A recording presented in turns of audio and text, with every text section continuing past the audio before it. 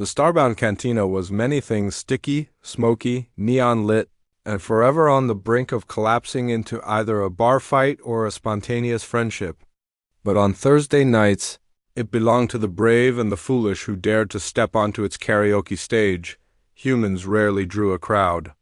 Their voices were pleasant enough, but compared to the three-throated harmonics of the Trinari or the sub-bass growls of the Vokthar, people simply didn't come to karaoke for them. That night, though, something was different. Myra Halberg stepped through the sliding doors with the same calm dignity she carried on the bridge of a battleship.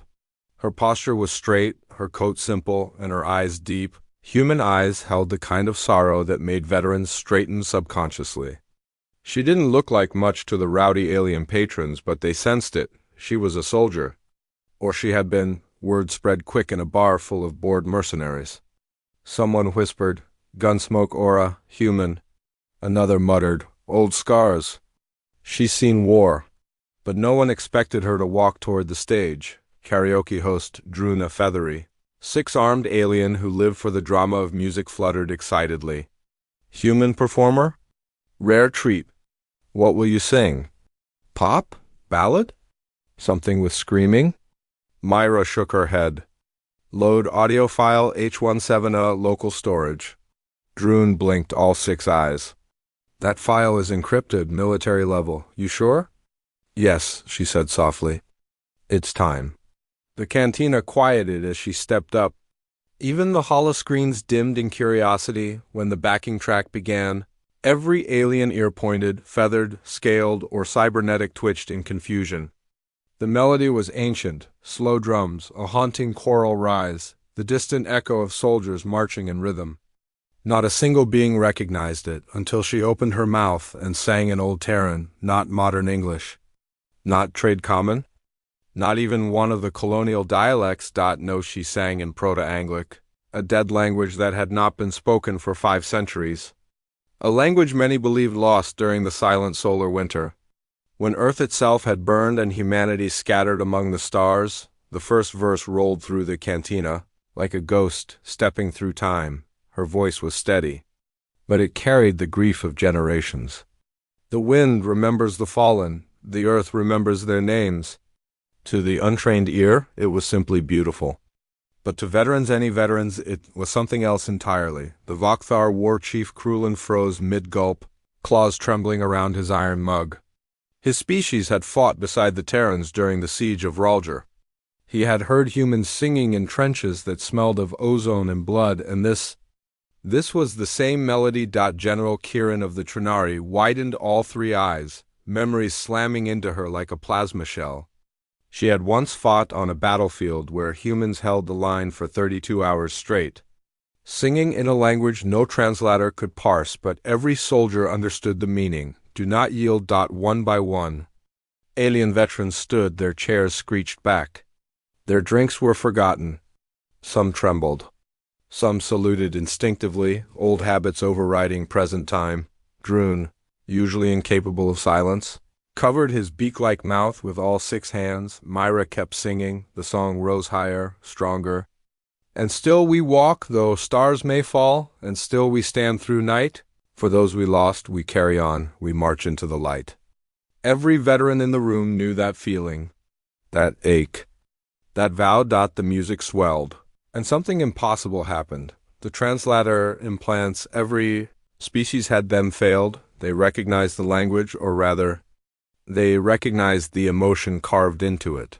The collective memory encoded in human battle hymns. Humans had once been the impossible species, tiny, fragile primates who fought like cornered monsters when pushed, who sang in dead languages to remind the universe that mortality meant nothing when duty called.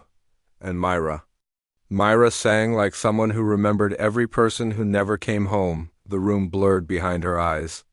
She didn't fight the tears. In the back of the cantina, Captain Ralvek of the Sorn Dominion, scarred, cybernetic, half-drunk, gripped the edge of his table so hard it cracked. He had been young when he fought alongside the Terran 22nd. He remembered watching humans march into firestorms. Humming that same strange melody through smoke and death, he stood. And saluted. One by one. Every alien veteran followed. Dozens of species, dozens of wars, dozens of histories. Unified not by politics, not by alliances, but by respect. The chorus hit its final note, long and trembling, echoing through a bar that had never known reverence until this moment. When the music faded, Myra lowered the microphone. Her hands shook. No one clapped. No one cheered. They stood in absolute sacred silence, the only proper response to a ritual of the dead.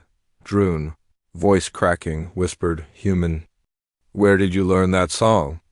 Myra swallowed. "My grandmother. She was born on Earth before it fell." She gently brushed her sleeve where medals once hung. "I promised her I'd sing it again someday." Krulin, towering and armored, stepped forward carefully as if afraid to break her. "Or the moment, war sister of Terran blood," he rumbled. "That song is from the last stand at Vexa Ridge?" Myra nodded. "I know," my unit completed her oath. "That's why I'm here." General Kieran bowed her tri-crest head. "To remind us?" "No," Myra whispered softly. "To remember them." The entire cantina, the warriors, the smugglers, the misfits, the mercenaries bowed their heads. Someone lit an old Terran memorial candle. Someone else hummed the melody, awkward but heartfelt. The Vakthar thumped their chest plates in an ancient salute. The Trinari joined hands, forming a circle of remembrance. It wasn't just a karaoke night anymore. It was a vigil. An oath renewed across species and stars. Myra watched them through blurred vision. She had expected nothing. She had simply wanted the dead to hear her.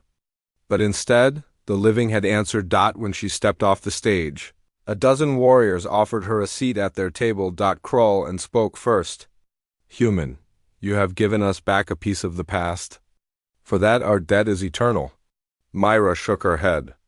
"No, humanity owes all of you far more. You kept our memory alive when we were nearly erased."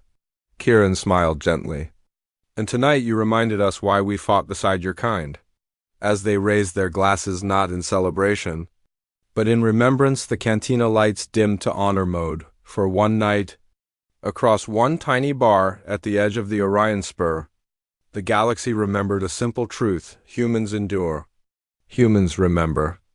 And when a human sings in a dead language, the whole universe listens.